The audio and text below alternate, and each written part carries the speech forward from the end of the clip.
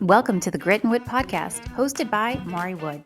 He's got stories, sarcasm, and a soft spot for real life and dad jokes. Around here, grit builds character, wit keeps you sane. Let's get into it.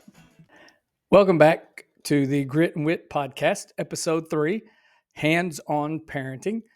Today is going to be a little different than the others. I'm going to be transparent with you, just frankly, because I think that's best, and I think that's what makes a good podcast episode. Uh, the last two episodes, have taken a lot of notes, and I've tried to be, let's just say, coherent and continuous, continuity, things like that. But I was going to try something different with this episode because, frankly, number one, this is kind of a funny parenting story. If you don't have kids, or if you're about to have kids, this might be a form of birth control, even because as parents, there's a lot of times I think things happen in our lives that we have to sit back and look and go, is this where I'm at? Is this the life that I chose since I'm a parent now? So today's story is about a time where I had to exhibit hands on parenting. Let's just jump right in. It was about, let's think, I was teaching. So it was about it was more than 10 years ago because Brighton is 16 now and he was not in school yet.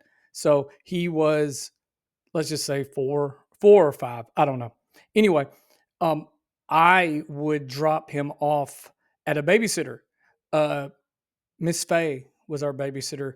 She was great. $60 a week for babysitting. She taught Brighton how to read. She taught him math. It was like a little daycare, but it was ran out of her home. It was like awesome. I cannot sing the praises of Miss Faye more. We were on our way to work. I always dress nice for work. I had a shirt and tie usually just because I thought that's what you wear as a teacher. On Fridays, it was blue jeans and t-shirts. But Monday through Thursday, I had a shirt and tie on. Also, because I was in retail management before I was an educator, so I had a lot of shirt and ties anyway. So it just worked out that way. We're driving down the road. We're about 5 or 6 minutes from the house. Brighton is sitting in his car seat in the back seat, looking kind of worried, but he hadn't said anything. We're driving down, we're going around. This road we were traveling on was fairly curvy. I grew up in a rural part of Tennessee, so I was used to curvy roads. Brighton wasn't so much used to curvy roads, or his stomach wasn't. Let's just say that. So we're driving on the road. Brighton says the words that every parent dreads to hear: Daddy, I think I'm going to get sick. I look in the mirror. He looks okay, but he's got the look in his eye like something, I don't feel good. And I said, okay, buddy, we're fine. So we keep driving. And then about 3 or 4 minutes later, he looks up and says, Daddy, I'm fixing to get sick. And then that's when I looked in the mirror and he was changing all different kinds of colors. There were little tears welling up in his eyes. And I knew we were a few seconds from uh, takeoff, or whatever analogy you want to use for that. So let me preface this by saying we had a Ford Edge at the time. And at the time, it was a nice SUV because it was a used vehicle, but it was fairly new. We only had one kid, so it was really easy to clean up rather than now when we had a minivan a few years ago that we almost had to pay the dealership to take from us when we traded it in because our daughter decided to make an art project on the back wall of the van. They laughed at us when they saw it. Some of you probably can relate to that. So with the Edge, I had just had it detailed, like washed inside and out, cleaned. It had leather seats. It was so clean. And I was proud of it. And then now I'm driving down the road and my 4-year-old son says he's fixing to get sick. So I pulled off on this dirt road and got out like I was changing tires in a NASCAR race. Opened the back door to get him out, and his buckle would not unbuckle.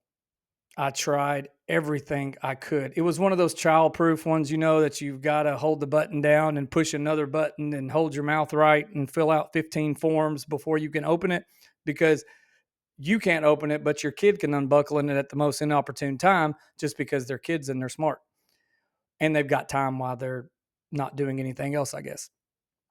So I did the only thing I knew to do at the time. That the car was clean. So I told Brighton to just get sick in my hands. You heard me right. And it was at that moment that I was questioning all my life decisions, because I could not believe I was telling my 4-year-old to get sick in my hands. But I was trying to save the car. He was already panicking because he couldn't get out. He didn't feel good. So I did what I thought I needed to do, and I just let him get sick in my hands. Luckily, he didn't get sick that much, but it was still getting sick in my hands. And I would just catch some of it and throw it out into the uh, gravel or the grass. After he got done, he was like, "I'm sorry, Daddy." And I could tell it really bothered him. But at that moment, he did not need fussing at by any means. I just told him it was okay. And we would get him back home so my wife could watch him and I could get to work. I was a little late for work, but I had an understanding principal and she understood. Being parents, we do a lot of things that we don't necessarily look at as something we're going to do until it happens. These are the kind of things that you don't really train for as a future parent. No one sat down with me and said, there's a lot of stuff that's going to happen that you're going to be like, what the heck? But it does. But that's okay, because that's what being a parent is about putting yourself last sometimes for the comfort of your child. Today, for instance, I was having a heart to heart with my daughter Chloe on the back deck, and we were discussing some stuff, and she hit one of my youngest toys that evidently had a wasp nest being built inside of it. Well, the heart to heart became a "I've got to protect my daughter" moment. The look on her face was like, "I can't believe Daddy's doing this." I told her to go inside, and then I took care of the wasp and also took care of the nest. We just do things as parents that a switch gets flipped, and dare I say, we put on a cape and we become a hero for our kids, no matter how big the thing is. But like I said, that's what love does. Love shows up. Uh, it it catches all the gross stuff and cleans it up. But this kind of sacrificial love, it rewires you. Like someone who holds their kid getting sick in their hands and doesn't complain that much. That's growth. I grew a lot that day. I grew patience. I grew a sense of humor because you got to laugh when things like that happen. And going back a lot of times to my faith, that's exactly how God, I think, looks at us. We come with our mess, our issues, and He takes it and cleans us up and redeems us. I wouldn't say like I redeemed my son in that moment, but I didn't fuss at him. I mean, he couldn't help it. He was sick, and he had warned me. I should have probably pulled over a lot quicker than I did, but I didn't, and I had to deal with the consequences of that. But Brighton shouldn't have had to deal with the consequences of my decision. We do a lot of things as parents that we don't necessarily like at times, but we do it out of love.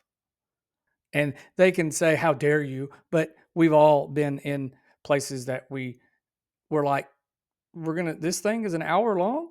Um, we do a lot of things as parents that I don't want to say we don't necessarily want to do, but things that get repetitive or like, I can't believe I'm having to do this again, and stuff like that.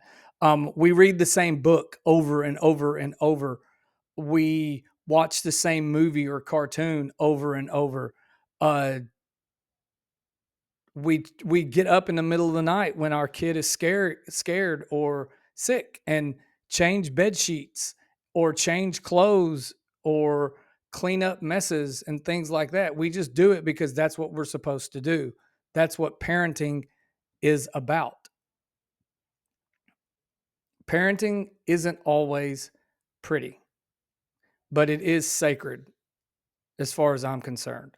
I hope that the decisions I'm making as a dad is showing my kids how much I love them, because sometimes mom and dad do without.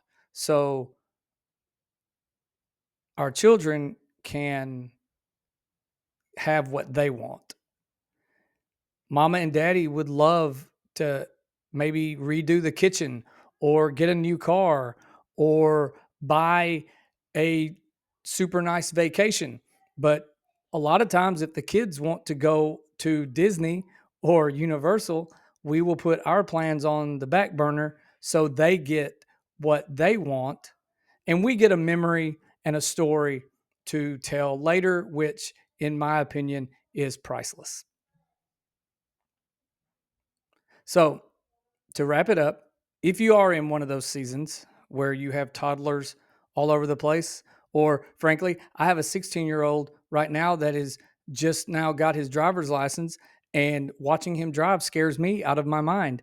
But I have to do things that I don't want to do, like cut him loose so he can learn and become a hopefully well driving adult, better than some of the adults that I live around, because some people just can't drive.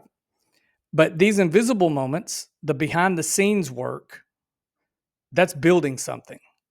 You might not think it is, but you are building things in your children that are showing them sometimes we have to put others first.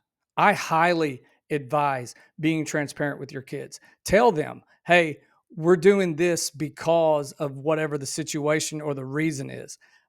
We are very transparent with our kids as much as we can be, and I think they appreciate that. Our kids, usually, if we give them a no, they get a reason as to why. Now, they might not like the reason, but we give them the reason. So, to wrap it up, keep showing up, keep catching what you're catching. You are making a difference. This has been the Grit and Wit Podcast, and as always, remember, you can only control yourself and not the stomach of a 4-year-old driving down a curvy country road. We'll see you next time. This was the Grit and Wit Podcast, hosted by my dad, Maury Wood. Follow the show or share it, please, or he'll make us clean the garage. What? Bye.